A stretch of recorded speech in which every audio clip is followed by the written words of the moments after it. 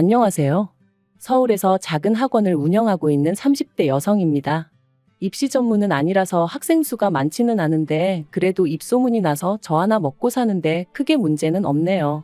친정부모님은 그러지 말고 지금이라도 하고 싶은 공부가 있으면 외국에 나가는 게 어떻겠냐 하시지만 그러고 싶은 마음도 크지 않고요. 아무튼 오늘은 아이들이 학교에서 체험학습을 가는 날이라 학원도 쉬기로 했어요. 그래서 모처럼 시간도 났겠다. 게다가 새해잖아요. 그래서 겸사겸사 지난 일은 털고 간다는 마음으로 제 과거 이야기를 해볼까 합니다. 가벼운 마음으로 들어주세요.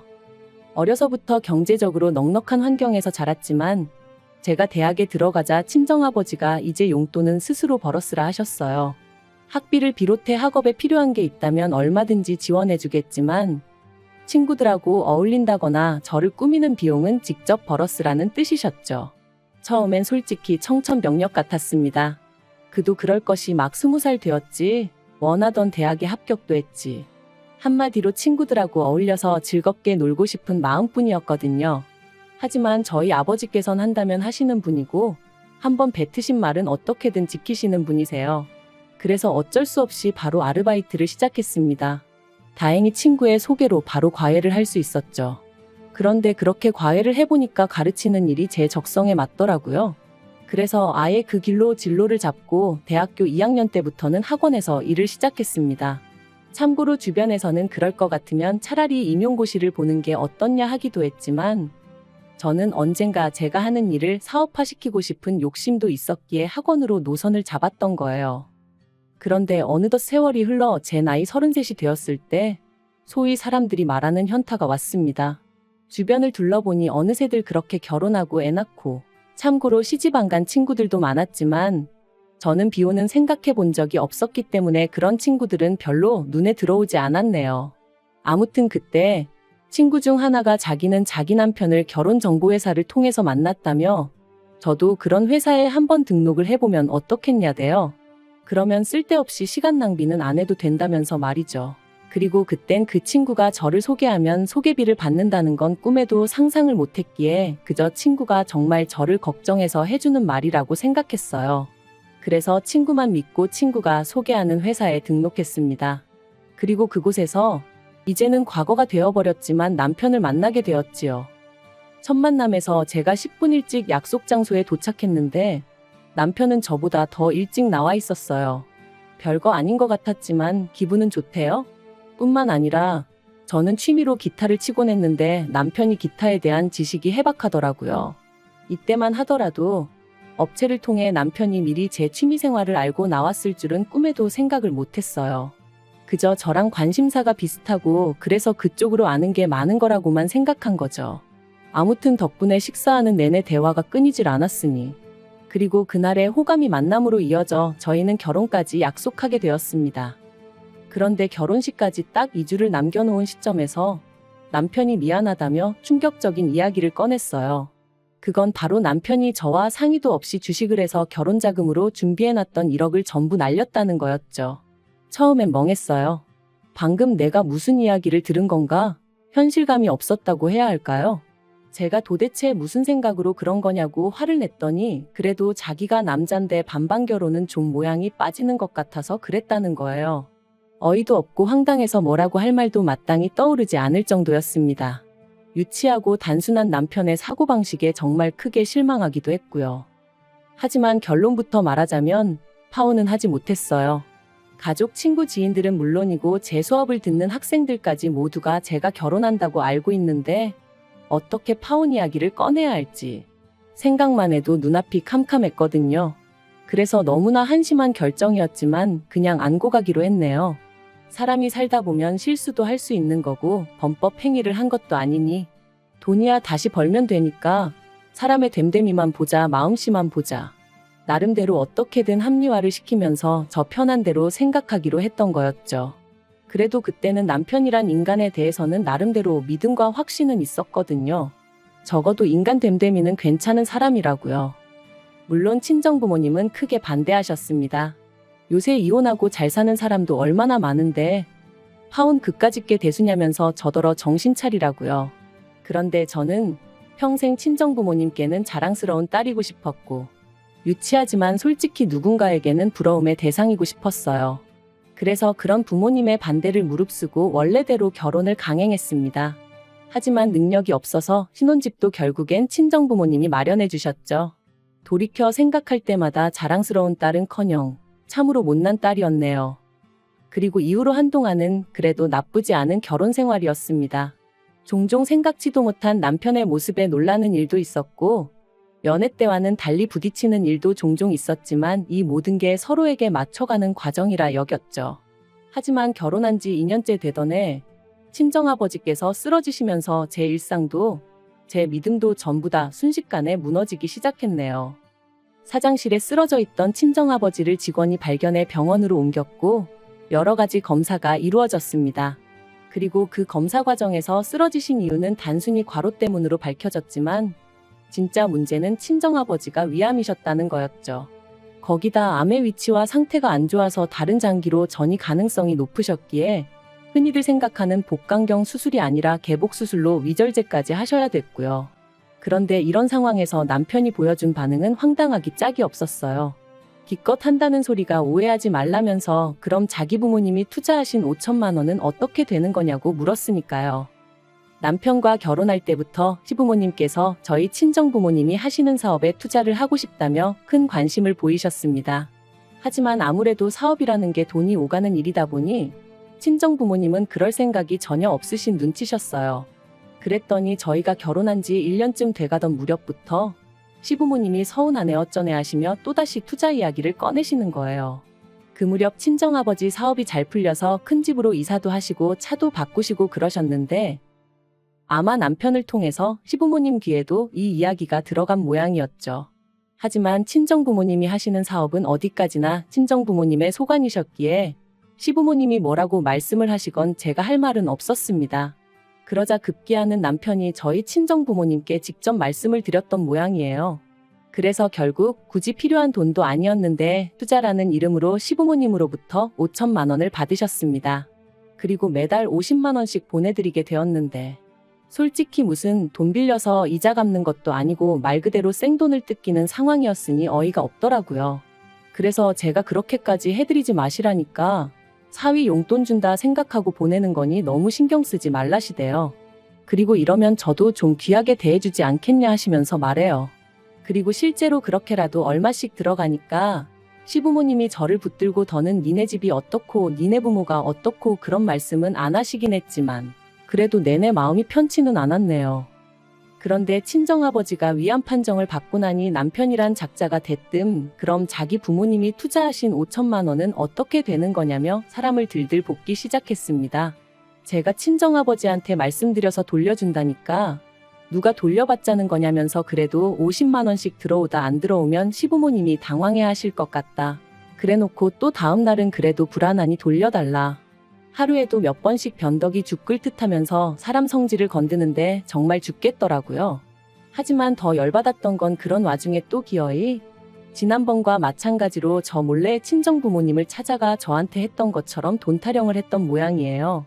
황당한 건 친정아버지가 편찮으시게 되셔서 투자가 진행되지 못하는 거니까 1년치 이윤을 미리 더해달라며 총 5,500만 원으로 돌려달라고 했다나요? 남편과 시부모님의 경우 없고 되먹지 못한 셈법에 친정아버지가 정말 이골이 나더라며 그날 오후에 바로 계좌로 5천만 원만 보내주셨다 들었습니다. 그리고는 두 번 다시 투자니 뭐니 말도 꺼내지 말라 하셨다는 거예요. 한편 친정아버지의 병세는 눈에 띄게 호전되고 있었지만 아버지는 느끼신 바가 많으신 듯 했어요. 친정어머니가 하루아침에 혼자 될 수도 있다는 그런 걱정도 하게 되신 듯 했고요. 그러더니 하루는 저를 불러 하시는 말씀이 사업을 정리하고 싶으시다대요. 사실 마음 같아선 저에게 물려주고 싶지만 저는 아버지 사업에는 영 흥미가 없고 제가 하고 있던 일을 워낙 좋아하는 게 눈에 보이니 어쩌겠냐 하시면서요. 그리고는 앞으로는 어머니랑 전국 방방곡곡 산 좋고 물 좋다는데 여행 다니며 좋은 거 먹고 재밌게 살고 싶으시다는데 그걸 어느 자식이 반대하겠어요? 제가 정말 잘 생각하셨다고 그렇게 하시라고 했습니다. 그랬더니 친정아버지께서 그렇게 되면 너한테 재산 많이 못 물려줄지도 모르는데 괜찮냐 물으시는 거예요. 깜짝 놀란 제가 한 푼도 안 물려주셔도 된다고 이만큼 키워주시고 뒷바라지 해주신 것만으로도 너무 감사하니까 그런 말씀 마시라 했습니다. 그런데 이 사실을 알게 된 남편이 저더러 사업장을 물려달라고 하라는 겁니다. 제가 싫으면 자기가 이어받겠다고, 그리고 저희 친정부모님 돌아가실 때까지 자기가 극진히 부양하겠다면서 말이죠. 솔직히 그런 남편의 말에 100% 신뢰가 갔던 것은 아니에요. 연애 때만 하더라도 성실한 사람인 줄 알았는데 막상 결혼하고 옆에서 지켜보니 이리 뺀질 저리 뺀질, 눈에 보이는 수를 쓰는 게 하루 이틀이 아니었고 집에서 새는 바가지가 바뀌라고 괜찮을 리 없었죠. 그래서 전 처음에 남편의 그런 제안을 거절했어요. 그런데 남편이 사업이 제 거냐 어쩌냐 하더니 기어이 또 자기 발로 제 친정부모님을 찾아가서는 자기를 믿고 사업을 물려달라 뭐 그런 소리를 했던 모양이 돼요. 그리고 사업 접기를 영 아까워하시던 친정아버지께선 애걸복걸하는 남편이 나름대로 어떤 대안책처럼 느껴지셨던 건지 친정아버지께서 남편에게 다니던 회사 2주 안에 정리하고 출근하라 하셨다는 이야기를 들었을 땐 정말 뒷목 잡고 쓰러진다는 게 이런 기분인가 싶더라고요. 그런데 더 황당한 건 그렇게 남편이 제 친정아버지 회사에 출근을 시작하고 나서 어머님이 하신 말씀이었습니다. 다 키워놓은 아들을 저희 집에서 가로채 갔다며 속상하네 억울하네. 게다가 주변 친척분들에게는 저희 친정아버지 사업을 남편이 물려받기로 다 얘기가 되었다며 아들 없는 저희 집에서 횡재했다 그런 식으로 말씀을 하고 다니셨더라고요. 그런데 솔직히 남편이 일이나 잘했으면 모르지만 그것도 아닌 듯 했습니다. 친정아버지께서 저더러 너는 네 남편이랑 얘기하다 보면 속 안 터지냐 하시는데 그 한 문장에서 정말 많은 게 느껴졌을 정도니까요. 그래서 제가 왜 그러시냐, 무슨 일이라도 있었냐니까. 일을 시키면 배워서 할 생각은 안 하고 어떻게든 요령 피울 궁리만 한답니다. 그래서 누가 뭐라고 좀 하면 남자가 돼가지고는 텃세를 부리네 어쩌네 하면서 꽁에 있고 직원들이 사장사위가 벼슬이냐 그 비위도 맞춰야 하냐며 원성이 자자하다대요. 그리고 그날 밤 퇴근한 남편을 붙들고 회사 생활은 어떠냐 했습니다. 그러니까 기다렸다는 듯이 뭐 자기가 이렇게 지켜보니까 회사 돌아가는 방식의 문제가 한두 가지가 아니라는 거예요. 그러면서 저희 친정아버지가 마음이 약하신 건지 그렇게 안 봤는데 고과사 구분을 못 하시는 것 같다며 자기가 보기엔 아무 능력도 없으면서 월급만 따박따박 가져가는 직원들이 너무 많다고 죄다 모가지를 잘라야 하네 어쩌네 하는데 기도 안 차서 제가 남편더러 당신도 그런 우리 아버지 성격 덕분에 다닐 수 있게 됐다는 생각은 안 드냐 했어요. 그랬더니 저더러 뭘 모르면 가만히 있으라나요? 하지만 남편의 막말은 거기서 끝이 아니었습니다. 시간이 흐를수록 고양이에게 생선가게를 맡긴 게 아닐까 하는 걱정이 들었지만 동시에 남편 또한 저희 친정아버지에게 살뜰히 잘하는 모습을 보였기에 긴가민가 하던 때였는데 하루는 제가 몸이 안 좋아 좀 일찍 들어오게 되었어요. 그리고는 씻고 어쩌고 하는 것도 귀찮아 바로 침대로 직행해 그냥 기절하듯 잠이 들었죠. 그런데 얼마나 시간이 흘렀는지 현관 도어락 열리는 소리와 함께 남편의 말소리가 들려왔습니다. 그래서 아는 체라도 하려고 나가려는데 남편이 뭐가 그렇게 재밌는지 웃으면서 한다는 소리가 얼마 안 남았어요 하더니 일단 회사 사람들 다 내 편으로 만들고 나면 밀어내야지. 죽을 때까지 어떻게 기다려요? 그러대요. 순간 온몸에 소름이 쫙 돋는 게 비록 상대가 누군지는 알 수 없었지만 제가 들었다는 걸 남편이 알면 안 되겠다는 생각만 퍼뜩 들어 침대에서 정말 온 힘을 다해 자는 척을 했어요.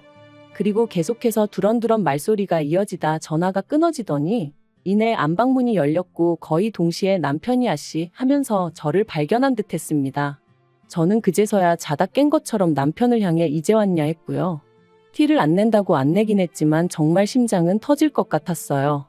남편은 뭔가 꺼름직한 표정으로 절 보더니 아니다 하고는 곧장 씻으러 갔고 저는 무슨 스파이라도 된 것 마냥 남편의 핸드폰을 뒤지기 시작했습니다. 그런데 소름 끼치게도 남편의 통화 상대는 어머님이셨어요. 하지만 남편이 언제 화장실에서 나올지 모른다는 생각에 통화 내용은 일단 제 핸드폰으로만 보내놓고 다시 침대에 누워 자는 척을 했죠. 그리고 지옥 같은 밤이 지나고 이튿날 남편은 다름없이 출근을 했고 저는 그제서야 남편과 어머님의 대화를 들어볼 수 있었는데 내용은 충격 그 자체였습니다. 어머님은 남편에게 저희 집에서 아주 당신 아들을 머슴 부리듯 한다며 재수없어 죽겠다 난리셨고 그런 어머님께 남편이 한다는 말은 적당히 저희 친정아버지 비위 맞춰드려 환심을 사고 이후로 아버지를 몰아내서 회사를 차지하겠다. 그러면 그때부턴 어머님한테 한 달에 100만 원이 뭐냐 200, 300도 드릴 수 있다. 어머님이 저는 어쩔 거냐 물으시니 사람들 보는 눈이 있으니 사업 뺏고 몇 년 살다가 성격 차이 뭐 그런 이유로 이혼하자 하면 지가 별 수 있겠냐고 그러는데 정말 당장이라도 심장이 터질 것 같았고 어째서인지 눈에선 눈물이 주룩주룩 흐르더라고요. 그리고 무려 이틀 동안 저는 남편의 가증스러운 면상을 보면서 이 일을 어찌할지 고민을 거듭했습니다. 경찰에 신고를 해야 하나, 그냥 내가 먼저 이혼하자고 해야 하나. 하지만 결국 저는 제 나름대로 눈에는 눈, 이에는 이를 시전하기로 했어요. 그래서 남편에게 적당한 핑계를 둘러대며 양가 부모님을 모시고 식사 자리를 마련했죠. 어머님은 벌써부터 당신 아들이 사장이나 된 줄 아셨는지 있는 대로 콧대가 높아져 계셨는데 아마 모르는 사람이 봤으면 어머님 아들이 저희 가족 먹여 살리는 줄 알겠더라니까요. 한편 어느덧 분위기가 무르익어 갈 때쯤 제가 사실 양가 부모님을 모신 데는 다 이유가 있다 하고는 남편 앞에 서류 봉투를 내밀었습니다.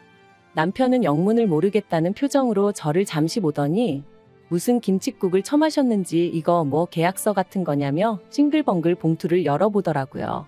하지만 그 서류 봉투 안에는 제가 먼저 작성한 이혼신고서가 들어있었어요. 당연히 남편 얼굴은 이미 잿빛이 되어서는 이게 지금 뭐 하자는 거냐대요. 어른들까지 다 모셔놓고 이게 무슨 짓이냐며 말이죠. 그래서 제가 제 핸드폰에 있던 어머님과 남편의 통화를 틀었습니다. 아니나 다를까 이내 어머님과 남편은 저더러 끄라며 난리가 났고 아버님과 저희 친정부모님 표정은 있는 대로 심각해졌지요.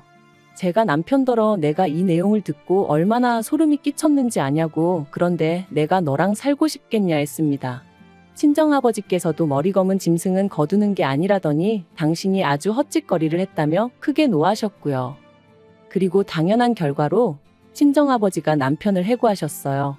남편이 억울하다 자기의 능력만 봐달라 그러며 매달렸다는데 친정아버지가 너무 어이가 없어서 콧방귀가 다 나오셨다네요. 그런데 문제는 친정아버지 회사에서 잘리고 나니 남편도 눈에 뵈는 게 없었는지 더더욱 이혼은 못 해주겠다고 나오더라고요. 그래서 결국 소송했고 1년 만에 이혼했네요.